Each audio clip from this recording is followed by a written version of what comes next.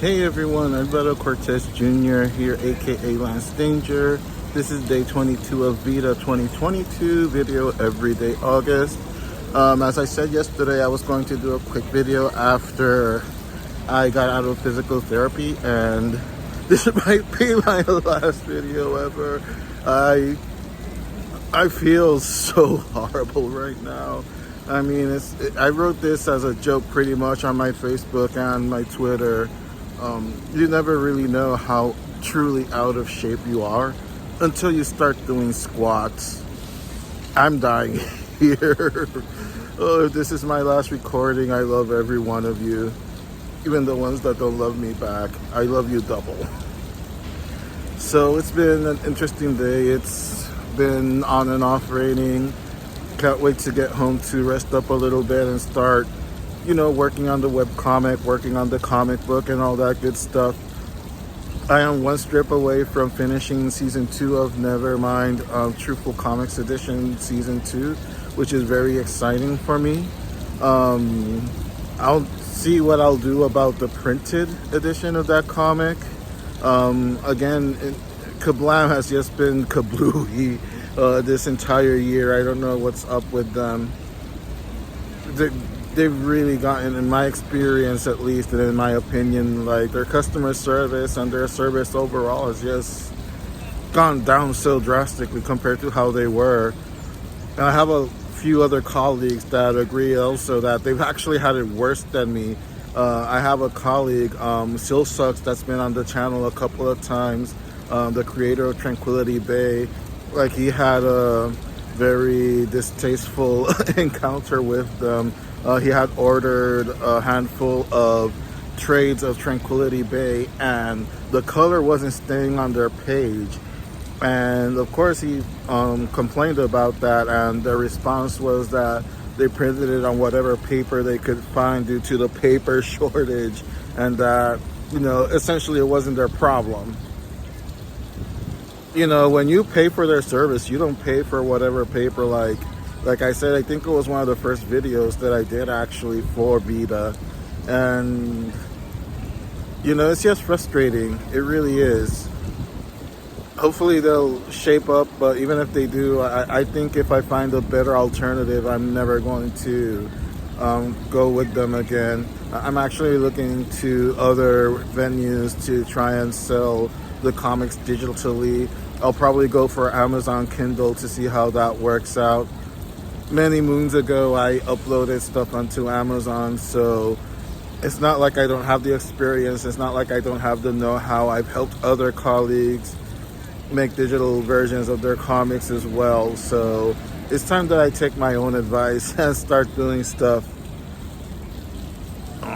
Sorry, a combination of still being a little sweaty from physical therapy and the drizzle that's coming down here. This is Madison Square Park, one of my very favorite places in New York.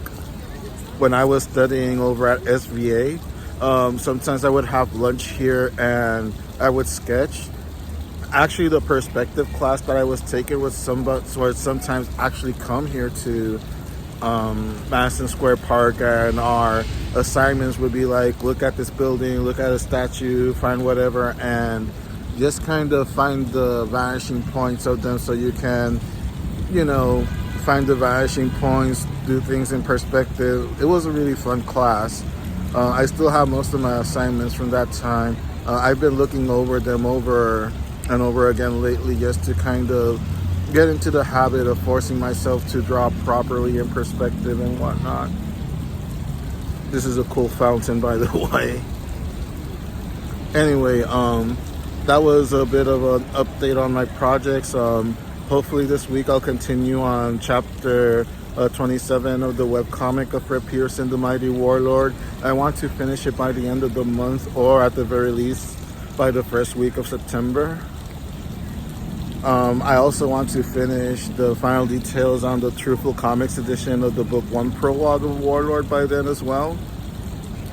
And as I said, I'm about to finally finish production on Nevermind Season 2 Truthful Comics edition. So a lot of good things happening, very busy.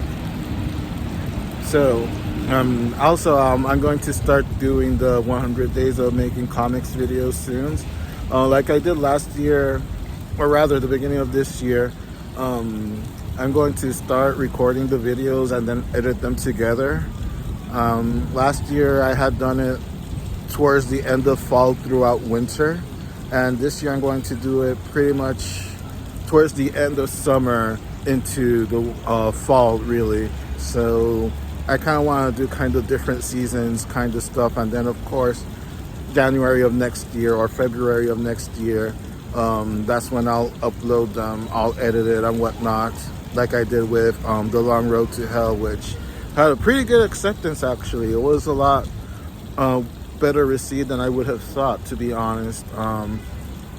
A lot of colleagues were inspired to do their own videos and their own versions of that kind of videos and such. So that always makes me happy when somebody gets inspired by something I do, because it's kind of like paying it forward, because I was inspired by I can't believe I've been blanking out on names so much. LaShawn Thomas and his Seoul sessions of the videos when he was in South Korea, Seoul, when he moved there for like a year, just to like see how the animation industry is over there after having done so much work on the Boondocks and all that. He went to Seoul, South Korea, to kind of see how the sausage is made, so to speak. I can't wait to finish Cannon Busters, the anime that he did. I still haven't finished it, oddly enough. I believe it's still on Netflix, and he had another anime project on Crunchyroll as well that I have to check out.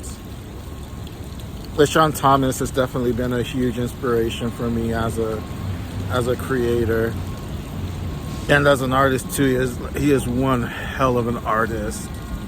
I actually got to meet him a couple of times, once in New York Comic Con and another time at the Japanese bookstore Kinoko Ninja, where he did a small presentation talking about Cannon Busters. So that was pretty cool. I would love it if he would like do his own manga at some point. I know that Felipe Smith was one of his inspirations as well. Felipe Smith, another outstanding artist. Just a lot of good inspiration going around. So if somebody gets inspired by something I do, again, I'm just paying it. It's just paying it forward from the inspiration I got from other creators. So thank you if you've ever been inspired by something that I've done. It really does mean a lot to me. And I hope that you find your own success and your own voice, and you will help inspire other people as well. On that note, the drizzling is starting to get a little bit stronger, so I'm gonna cut it short here. Thank you all for listening. Catch you all next time, and stay creative.